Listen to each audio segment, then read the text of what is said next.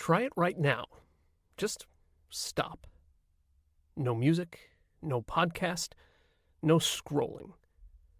Just sit with whatever is there. For most people, that lasts about 30 seconds before someone reaches for a distraction. Not because they're lazy, not because they lack discipline, but because silence does something to the mind that feels genuinely uncomfortable.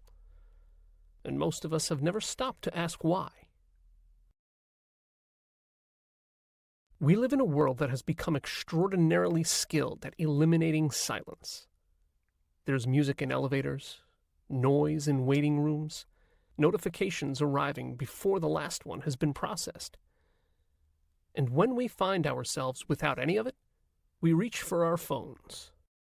Not because we expect anything important, but because silence feels like something that needs to be filled. Like an absence.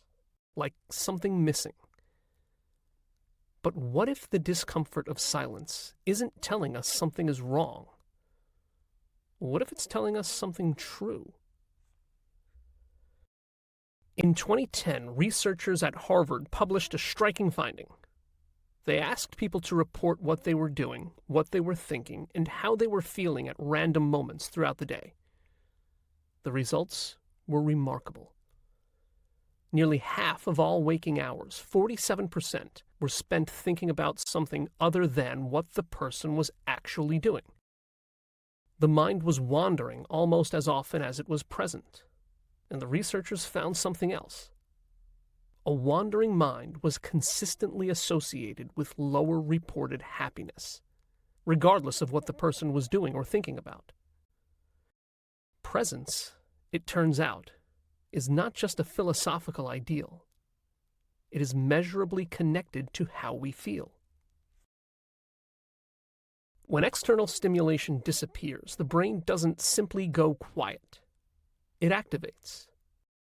Neuroscientists call this the default mode network, a system that switches on when there's nothing immediate to process.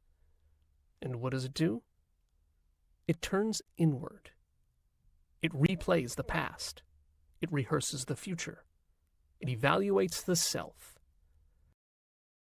For some people, that inward turn is uncomfortable. Old conversations surface. Unresolved questions emerge. Feelings that have been carefully avoided begin to make themselves known. Silence doesn't create these things. It simply removes the noise that was covering them. In 2014, psychologists at the University of Virginia conducted a series of experiments that became widely discussed. Participants were asked to sit alone in a room with no phone, no reading material, and nothing to do, for between 6 and 15 minutes. Most found it difficult. Many described the experience as unpleasant. In one variation of the experiment, participants were given the option to administer a mild electric shock to themselves rather than continue sitting in silence. A significant number chose the shock. They preferred physical discomfort to the experience of being alone with their own thoughts. But here's what that research doesn't fully capture. Silence is not actually empty. What feels like discomfort in a quiet moment is often the mind encountering itself without distraction. And that encounter, while initially uncomfortable, is also where some of the most important inner work happens. The thoughts that surface in silence are not random noise. They're often the thoughts that matter most, the ones that haven't had space to be heard. Silence doesn't introduce problems. It reveals them. And revealing a problem is the first step toward resolving it. When we fill silence with noise, we're not simply passing the time. We're making a choice about what we're willing to encounter. Most distraction is not passive. It's protective. It keeps certain thoughts at an arm's length, certain feelings at a manageable distance, certain questions comfortably not asked. And for a while that works. But the thoughts don't disappear just because they're not being heard. They wait. And they tend to arrive at the least convenient moments, late at night, in the middle of something unrelated, in the quiet that follows a very loud day.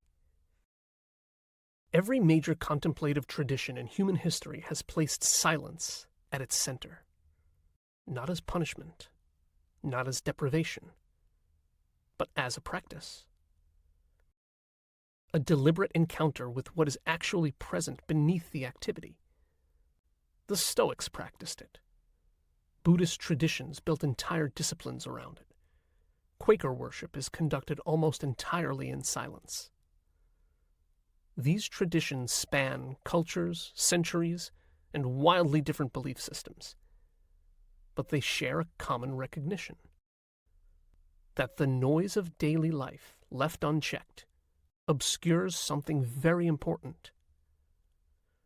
And that silence, however uncomfortable at first, creates the conditions for something clearer to emerge. The discomfort of silence is not a sign that something is wrong with you. It's a sign that you are human, that you have thoughts and feelings that are real and present and asking for attention. The practice, if it can be called that, is not to eliminate the discomfort. It's to stay with it long enough to understand what it's carrying. Not every quiet moment will produce clarity. Some will simply be uncomfortable and then pass. But the capacity to remain present with yourself without reaching for a distraction is one of the quieter forms of courage available to us. Silence is not the absence of something. It's the presence of everything that noise was covering. The discomfort you feel when the world goes quiet is not a problem to be solved. It's an invitation to hear what is actually there, to sit with what is real, to encounter yourself without the buffer of distraction. That's not easy, but it is rare, and rare things tend to be worth the discomfort.